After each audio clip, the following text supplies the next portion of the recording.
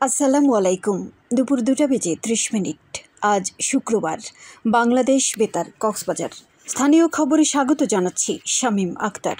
দেশের একমাত্র শৈলদ্বীপ মহেশখালী। এই দ্বীপ উপজেলার আরেক বিচ্ছিন্ন দ্বীপ সোনাদিয়া।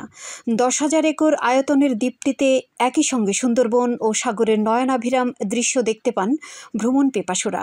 মিষ্টি পান, চিংড়ি, লবণ ও শুটকি উৎপাদনের জন্য দ্বীপটি প্রসিদ্ধ হলেও গভীর সমুদ্র বন্দর নির্মাণ সহ নানাভাবে বিশ্ব অর্থনীতিতে মহেশখালীর নাম উঠে আসছে। কিন্তু এত সম্ভাবনার দ্বীপটিতে নিরাপদ যাতায়াতের অভাব ছিল দীর্ঘদিনের। সেই অভাব আপাতত মিটছে একটি সি ট্রাকে। গতকাল শহরের নুনিয়ারছড়ার BIWTA ঘাট থেকে সি ট্রাকে চড়ে নৌ পরিবহন উপদেষ্টা ব্রিগেডিয়ার জেনারেল অবসরপ্রাপ্ত এম সাখাওয়াত হোসেন মহেশখালী পৌঁছে আইসি ট্রাকের আনুষ্ঠানিক উদ্বোধন করেন। স্থানীয় বাসিন্দারা জানান, বর্ষা মৌসুমে কাঠের নৌকা, লোহার গামবোট ও স্পিড বোটে করে ঝুঁকিপূর্ণ যাত্রা করতে হতো তাদের। ভাড়াও ছিল অতিরিক্ত। সি ট্রাকটি চালু হওয়ায় দ্বীপে ভ্রমণে যাওয়া পর্যটকেরাও নিরাপদে যাতায়াত করতে পারবেন বলে মনে করছেন সংশ্লিষ্টরা। BIWTA এর সহকারী পরিচালক মোহাম্মদ খায়রুজ্জামান জানান, মহেশখালী থেকে কক্সবাজার 6 নম্বর ঘাটে জনপ্রতি 35 টাকা এবং কক্সবাজার নুনিয়ারছড়া ঘাটে 30 টাকা ভাড়া নির্ধারণ করা হয়েছে। একসঙ্গে যাতায়াত করতে পারবেন 250 জন যাত্রী। দৈনিক 3 বার নৌযানটি আসা যাওয়া করবে। চকরিয়ার ডোলাজারা সাফারি পার্ক পরিদর্শন করেছেন পরিবেশ, বন ও জলবায়ু পরিবর্তন বিষয়ক উপদেষ্টা সৈয়দা রিজওয়ানা হাসান। উপদেষ্টা গতকাল পার্কের জীববৈচিত্র্য ও পর্যটন স্পটগুলো ঘুরে দেখেন। এরপর তিনি চুনতি অভয়ারণ্য রেঞ্জ কার্যালয়ে বন কর্মকর্তাদের সঙ্গে মতবিনিময় করেন। মতবিনিময় শেষে অভয়ারণ্যের বিভিন্ন এলাকা ও চুনতি লম্বাশিয়ায় পাহাড় কেটে বালু উত্তোলনের স্থান পরিদর্শন করেন উপদেষ্টা।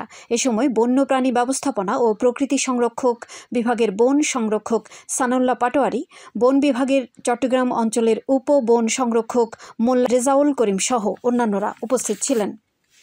কক্সবাজার শহরে হোটেল রেস্তোরাঁয় অস্বাস্থ্যকর পরিবেশে খাবার তৈরি ও সংরক্ষণের অভিযোগে ভ্রাম্যমাণ আদালত পরিচালনা করেছে জেলা প্রশাসন। গতকাল কলাতলী হোটেল মোটেল জোনের 2টি তারকামানের হোটেল ও রেস্তোরাঁয় এই অভিযান পরিচালনা করা হয়। জেলা প্রশাসনের সহকারী কমিশনার ও নির্বাহী ম্যাজিস্ট্রেট মোহাম্মদ কামরুল ইসলাম এবং মোহাম্মদ নাজমুল হাসান নাইমের নেতৃত্বে এই অভিযান পরিচালনা করা হয়। অভিযানকালে অস্বাস্থ্যকর পরিবেশে খাবার তৈরি, পোড়া তেল ব্যবহার, কাঁচা ও রান্না করা খাবার একসাথে ফ্রিজে রাখা সহ বিভিন্ন অপরাধে প্রতিষ্ঠান দুটিকে জাতীয় ভোক্তা অধিকার সংরক্ষণ আইনে 25,000 টাকা জরিমানা করা হয়। ইয়াবা পাচারের দায়ে উখিয়ার 2 ব্যক্তিকে যাবজ্জীবন কারাদণ্ড দিয়েছে আদালত।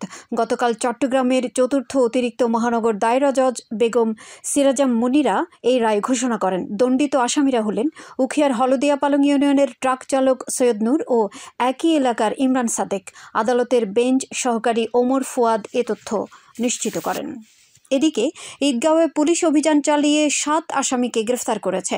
গতকাল রাতে উপজেলার ঈদগাঁও এবং পোকখালী ইউনিয়নে পৃথক অভিযান চালিয়ে তাদের গ্রেফতার করা হয় বলে জানিয়েছেন ঈদগাঁও থানার ওসি মোহাম্মদ মসিউর রহমান।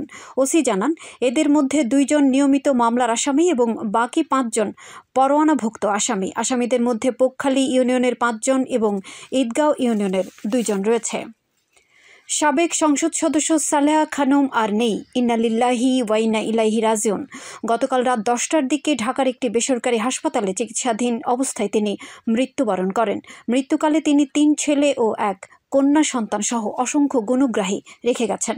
পরিবার সূত্রে জানা গেছে, আজ আসরের নামাজের পর কক্সবাজার শহরের বীর মুক্তিযোদ্ধা মাঠে মরহুমার প্রথম নামাজের জানাজা ও মাগরিবের নামাজের পর ঈদগাঁও উপজেলার পোকখালীর গোমাতলী কেন্দ্রীয় জামে মসজিদ মাঠে দ্বিতীয় জানাজা শেষে তাকে পারিবারিক গোরস্থানে দাফন করা হবে। আবহাওয়া। আগামীকাল দুপুর 12টা পর্যন্ত 24 ঘন্টার পূর্বাভাসে বলা হয়েছে, অস্থায়ীভাবে আংশিক মেঘলা আকাশ সহ মেঘাচ্ছন্ন থাকতে পারে। সেই সাথে 2-1 জায়গায় অস্থায়ীভাবে দমকা হাওয়া সহ বিদ্যুৎ চমকানো, বৃষ্টি অথবা বজ্রসহ বৃষ্টি হতে পারে। কক্সবাজার সমুদ্র বন্দরের জন্য কোনো সংকেত নেই। আগামী 24 ঘন্টায় দিন ও রাতের তাপমাত্রা প্রায় অপরিবর্তিত থাকতে পারে। আজ সূর্যাস্ত যাবে সন্ধ্যা 6টা 15 মিনিটে। আগামীকাল সূর্যোদয় হবে ভোর 5টা 25 মিনিটে। আজকের সর্বনিম্ন তাপমাত্রা ছিল 26.2 ডিগ্রি সেলসিয়াস এবং সর্বোচ্চ তাপমাত্রা ছিল 33 ডিগ্রি সেলসিয়াস। এখন জানিয়ে দিচ্ছি বাঁকখালী নদীর মোহনা ও সংলগ্ন এলাকার সামুদ্রিক জোয়ার ভাটার সময়সূচি। আজ জোয়ার শুরু হবে দুপুর 3টা 5 মিনিটে, চলবে রাত 8টা 51 মিনিট পর্যন্ত। ভাটা শুরু হবে রাত 8টা 51 মিনিটে, চলবে রাত 3টা 31 মিনিট পর্যন্ত। পুনরায় জোয়ার শুরু হবে রাত 3:31, চলবে আগামীকাল সকাল 9:20 পর্যন্ত। সবশেষে পর্যটক বার্তা। পর্যটন নগরী কক্সবাজারে আগত ভ্রমণ পিয়াসুদের সাগরের পানিতে নামার পূর্বে সাবধানতা অবলম্বন করার জন্য অনুরোধ করা হচ্ছে। যারা সাঁতারে দক্ষ নন তাদের পানিতে বেশি দূর যাওয়া উচিত নয়। ভাটার সময় স্রোতে সাগরমুখী টান প্রবল হওয়ায় সাগরের গভীরে ভেসে যাওয়া এমনকি প্রাণহানির আশঙ্কা থাকে। সেই সাথে পর্যটকদের স্বাস্থ্যবিধি মেনে চলার পরামর্শ দেওয়া হচ্ছে। খবর শেষ হলো। আমাদের পরবর্তী খবর প্রচারিত হবে আগামীকাল সকাল 9:30 মিনিটে।